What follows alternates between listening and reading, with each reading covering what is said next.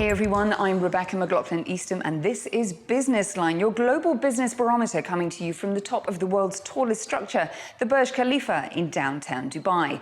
Now, as attempts to stave off a full-blown trade war between the US and China failed spectacularly this month, an older dispute between Washington and another communist state has bubbled once again to the surface. James O'Hagan has the story. When former US President Barack Obama visited Cuba in 2016, it was dubbed a fall of the Berlin Wall moment. It seemed like Washington and Cuba had turned the page on their Cold War history. But under President Trump, the sanctions against Havana are ramping up again. Washington has enacted a dormant law known as Title III of the Helms-Burton Act. It allows anyone whose property was nationalized after the 1959 Cuban Revolution to sue individuals or companies profiting from their former holdings. Sadly, Cuba's most prominent export these days is not cigars or rum, it's oppression. Détente with the regime has failed. Cozying up to Cuban dictators will always be a black mark on this great nation's long record of defending human rights. For these reasons, I'm announcing that the Trump administration will no longer suspend Title III. Cruise liner company Carnival Corp was the first to be sued for profiting from expropriated Cuban property. ExxonMobil Corp, the largest US oil producer, then sued Cuban state-owned Cuba Petroleo over a refinery and other assets seized in 1960. This will bring greater hardship and shortage of supplies for our people. I urge the international community to stop the US's irrational and irresponsible actions and take measures as soon as possible before it's too late. As Havana was forced to ration basic foodstuffs this month, the European Union, Canada and other countries said that they'll take the issue to the World Trade Organization. Some companies, notably in the tourism industry, are pressing on with their investments despite the sanctions. The business meeting has demonstrated again the interest in investing in the island, as well as the commitment of Spanish businesses to investments on the island and the continued investment in these areas. We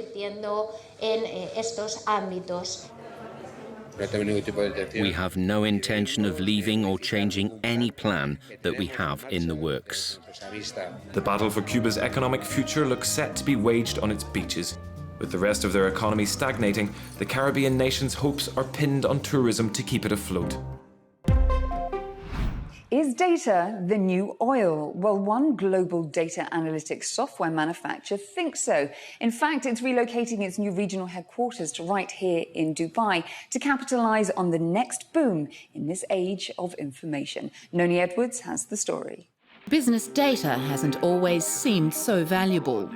There were times when the process of number crunching resulted in binary byproducts that were far from readily usable.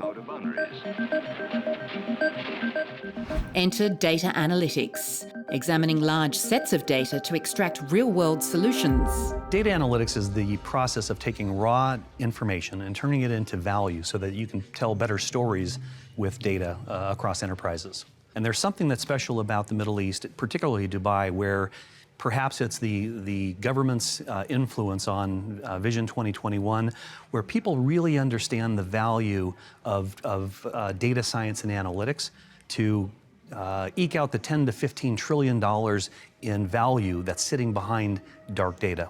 Spending on business intelligence and analytics software in the UAE exceeded 37 million euros last year, with a projected growth rate of 8% this year. Alteryx is capitalising on this with the launch of its Middle East headquarters in Dubai. We're seeing a very big demand in Dubai and obviously the rest of the world, but the functionality that it can have is saving a lot of people time and giving businesses an enormous amount of value. Dubai Airports, for example, is doing sentiment analysis for travelers coming through the airport to make sure that bathrooms are clean and restaurants have good food and wait lines are short. There were also back office benefits to be had.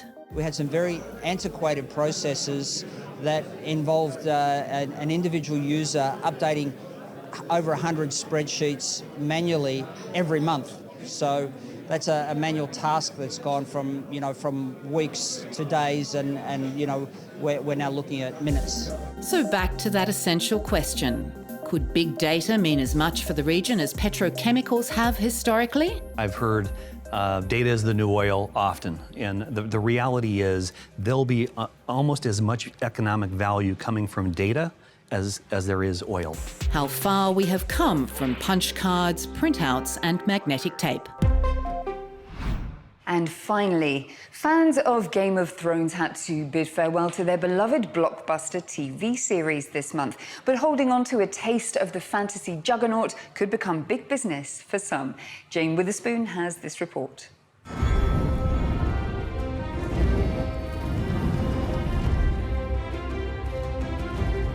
It was the end of an era this month as the last episode of HBO's series Game of Thrones came to its epic conclusion. Not only was the finale HBO's most watched episode for any series ever, with 13.6 million live viewers alone, the franchise itself has an estimated value of around €1 billion.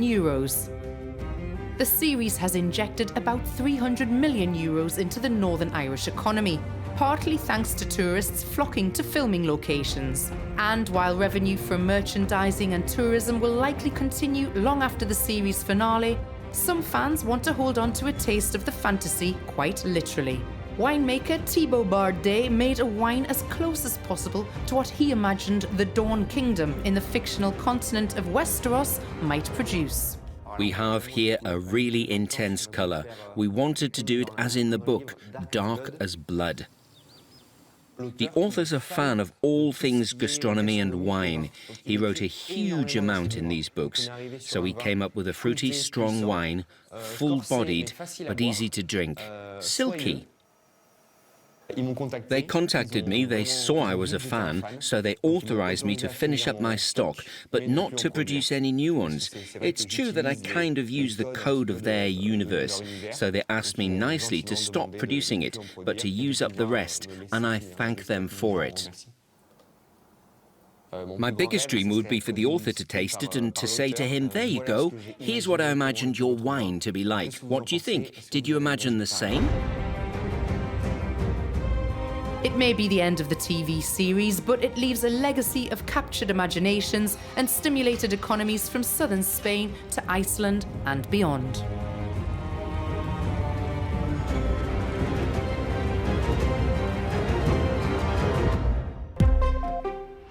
Well, that's all that we have time for in this edition of Business Line. Be sure to join me again next month for a roundup of the biggest business and investment stories from around the globe. I'll catch you then.